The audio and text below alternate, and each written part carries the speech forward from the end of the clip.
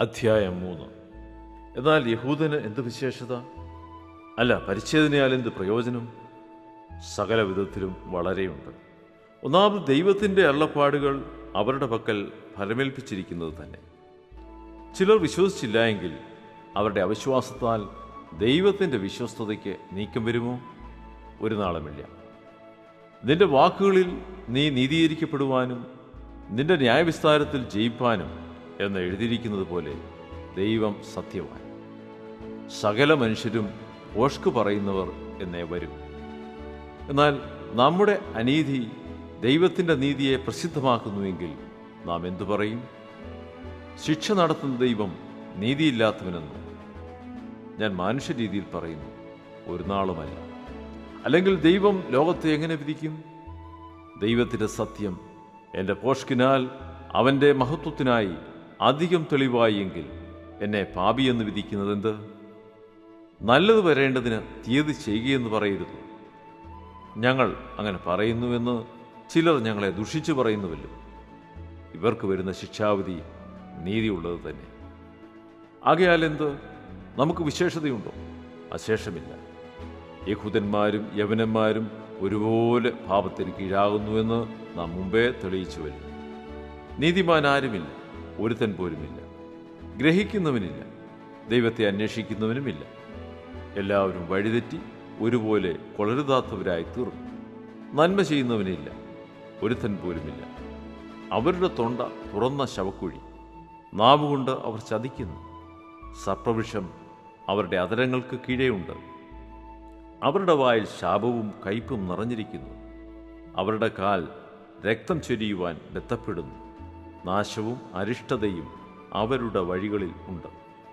സമാധാന മാർഗം അവർ അറിഞ്ഞിട്ടില്ല. അവരുടെ ദൃഷ്ടിയിൽ ദൈവഭയം ഇല്ല എന്നിങ്ങനെ എഴുതിയിരിക്കുന്നുവല്ലോ. ന്യായപ്രമാണം പറയുന്നതെല്ലാം ന്യായപ്രമാണത്തിന് കീഴുള്ളവനോട് പ്രസ്താവിക്കുന്നു എന്ന് നാം അറിയുന്നു. അങ്ങനെ ഏതു വായും അടഞ്ഞ് സർവ്വലോകവും ദൈവസന്നിധിയിൽ ശിക്ഷായോഗ്യമായി തീരേണ്ടതത്രേ. അതുകൊണ്ട് ന്യായപ്രമാണത്തിൻ്റെ പ്രവൃത്തികളാൽ ഒരു ചെടവും അവൻ്റെ സന്നിധിയിൽ നീതീകരിക്കപ്പെടുകയില്ല. ന്യായപ്രമാണത്താൽ പാപത്തിൻ്റെ പരിജ്ഞാനമത്രേ വരുന്നത്. ഇപ്പോഴോ ദൈവത്തിൻ്റെ നീതി വിശ്വസിക്കുന്ന എല്ലാവർക്കും യേശുക്രിസ്തുവിങ്കലെ വിശ്വാസത്താലുള്ള ദൈവനീതി തന്നെ ന്യായപ്രമാണം കൂടാതെ വെളിപ്പെട്ടു വന്നിരിക്കുന്നു. അതിന് ന്യായപ്രമാണവും പ്രവാചകന്മാരും സാക്ഷ്യം പറയുന്നു. ഒരു വ്യത്യാസവുമില്ല. എല്ലാവരും പാപം ചെയ്ത് ദൈവ തേജസ് ഇല്ലാത്തവരായി തീർന്നു. അവൻ്റെ കൃപയാൽ ക്രിസ്തുയേശുവിങ്കലെ വീണ്ടെടുപ്പ് മൂലം സൗജന്യമായത്രേ നീതീകരിക്കപ്പെടുന്നത്. വിശ്വസിക്കുന്നവർക്ക് അവൻ തൻ്റെ രക്തം മൂലം പ്രായശ്ചിത്തമാകുവാൻ ദൈവം അവനെ പരസ്യമായി നിർത്തിയിരിക്കുന്നു.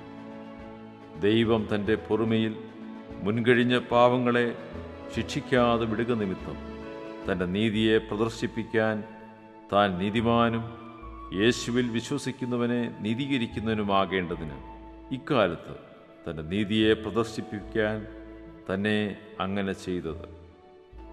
ആകയാൽ പ്രശംസയുടെ അത് പൊയ്പോയി. ഏതു മാർഗത്താൽ? കർമ്മമാർഗത്താലോ? അല്ല, വിശ്വാസമാർഗത്താലത്രേ.